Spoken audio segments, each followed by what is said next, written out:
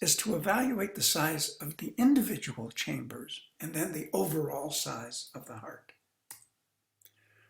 So when I am evaluating the size of the chambers, I look at diameters more so than the black area. So it's not that I don't look at the black area. I do.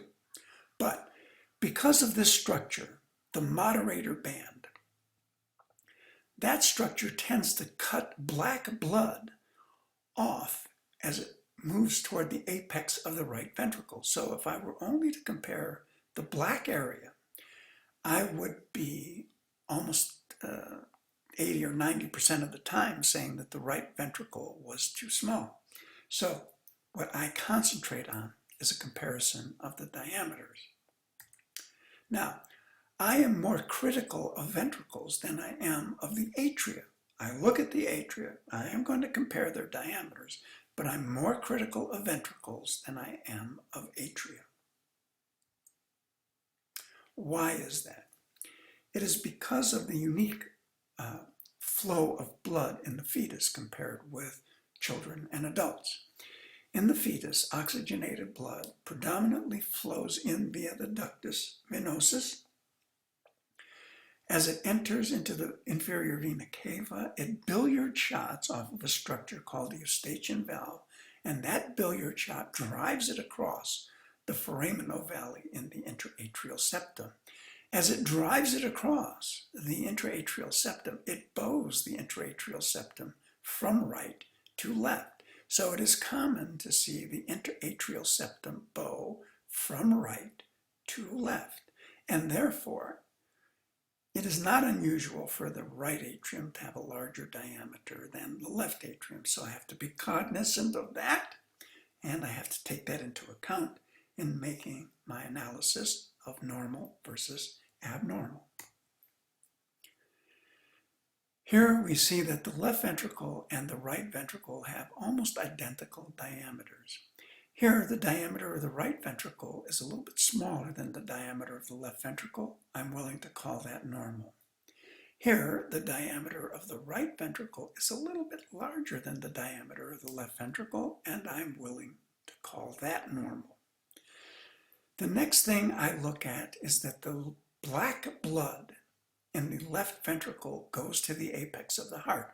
So I need to identify the apex of the heart and then be sure that the black blood in the left ventricle makes it to the apex. The black blood makes it to the apex. The black blood makes it to the apex of the heart. That the blood in the left ventricle makes it to the apex of the heart is a hard line. I never cross that line. Never. So if I'm thinking, does that blood make it to the apex of the left ventricle? It's time for me to turn around and look behind me, because I'm going to see a line that I've already crossed. Pick up the dictaphone, recommend an echocardiogram. Let's evaluate this heart based on what we've learned thus far. Spine, descending aorta, left atrium, left ventricle, right atrium. Oh, I'm going to back up a second. Yes, very important, very important. The next feature that you look at, not only does the blood have to get to the apex in the left, it needs to get nearer to the apex or exactly equal in terms of getting to the apex with the right ventricle. But typically, the blood in the apex of the left ventricle is going to be nearer to the apex than the blood in the right ventricle. The black blood in the left ventricle will be nearer to the apex than the blood in the right ventricle. The black blood in the left ventricle will be nearer to the apex than the blood in the right ventricle. That's part of the hard line. Don't cross that line. If you're thinking to yourself, did that do it? Then time to recommend an echocardiogram. Now, it is normal for the black blood in the left ventricle and the black blood in the right ventricle to be exactly even relative to the apex. But the black blood in the right ventricle should never, ever, under any circumstance, be nearer to the apex of the heart than the black blood in the left ventricle. Okay, excuse me. Let's look. Evaluate this case with the criteria we've learned so far. Spine, descending aorta, left atrium, left ventricle, right atrium. Comparison of diameters, I like it. They're about the same. The blood in the left ventricle makes it to the apex and is nearer to the apex than the black blood in the right ventricle. Comparison of diameters for the atria, good. Next, we are going to evaluate the overall size of the heart. When I do this, because I was trained as a radiologist, I like to do what's called the transverse cardiac diameter. So the cardiothoracic ratio, in which case I'm going to, just as if I was looking at a chest film, compare the transverse diameter of the heart as seen on the chest film compared to the transverse diameter of the thorax as seen on the chest film. So to do that, I use parallel lines, the key parallel line being the line that is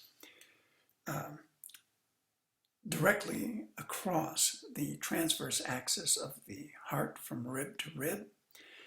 A parallel line across the heart should be about 1/3 of the transverse thoracic diameter, but I will accept up to 1/2 of the transverse thoracic diameter.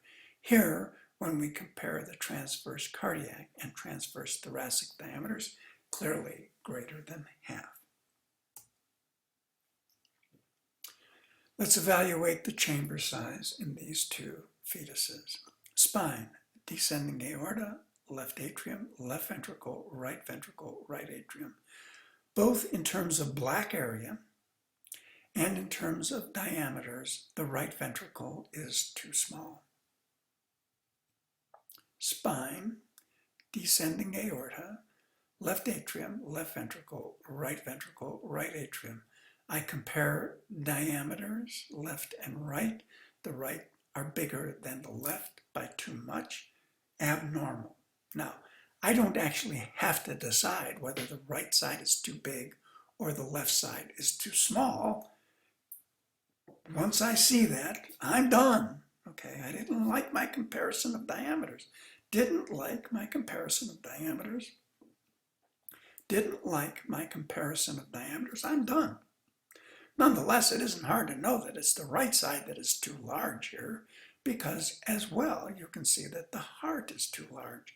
The transverse cardiac diameter is clearly greater than 1/2 of the transverse thoracic diameter.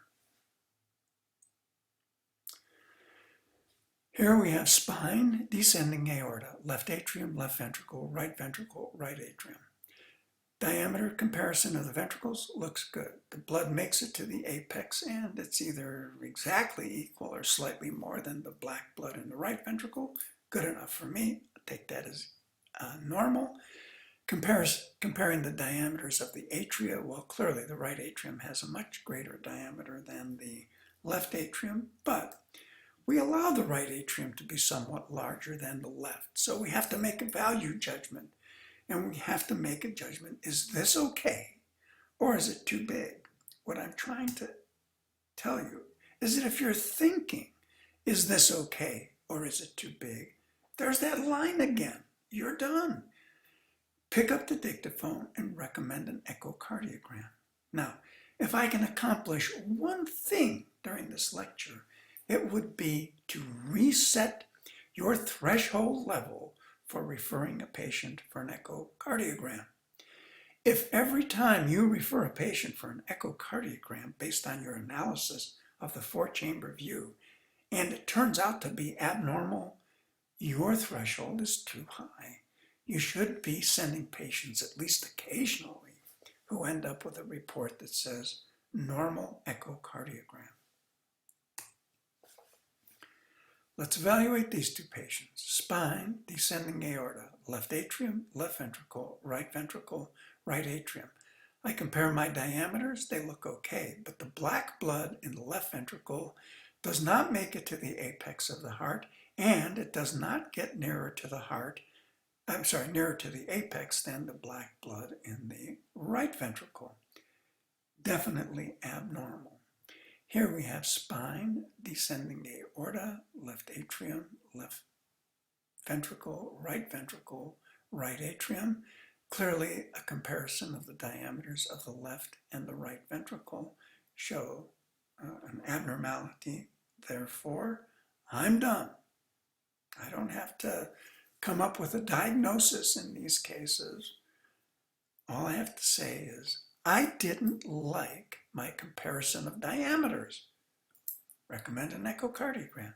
I don't think the black blood in the left ventricle made it to the apex. Recommend an echocardiogram.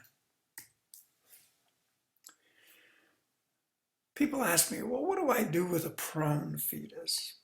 Look, if I'm in a technically challenging spot, I'm going to concentrate on the thing that is going to most likely pay off, and that is comparison of diameters of the ventricles. So here is the left ventricle, here is the right ventricle. That's the diameter I can see, that's the diameter I can see. This diameter is greater than this diameter. I realize I'm going to be sending this patient for an echocardiogram. Now you can almost always improve your visualization. You may not be able to get the perfect view, but you can almost always improve your visualization by moving the patient around, moving the transducer around. So here we can see not a perfect four-chamber view, but the diameter of the left ventricle is clearly greater than the diameter of the right ventricle. And I'm going to be referring this case for an echocardiogram, which I did, and the fetus had a very unusual anomaly. It had a coronary artery to coronary sinus aneurysm. I'm sorry, a connection, not aneurysm.